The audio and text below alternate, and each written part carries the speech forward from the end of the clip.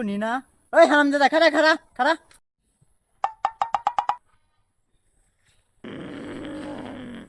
আজকে তুই সারাদিন প্রাইভেটে আসা বাদ দিয়া ঘুরতেছস না?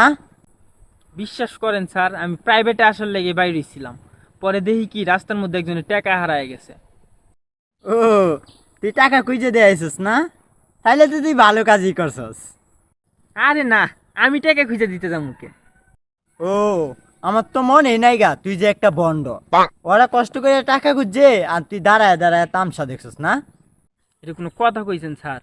আমি হলাম আপনার স্টুডেন্ট, আর আপনি কি আমার এমন কোনো শিক্ষা দিছেন যে আমি ওই জায়গায় দাঁড়ায় দাঁড়ায় তামসা দেখবো? ও, এটা ঠিক কথাই কইছস, কিন্তু তুই এনে দাঁড়ায় করছিলি কি?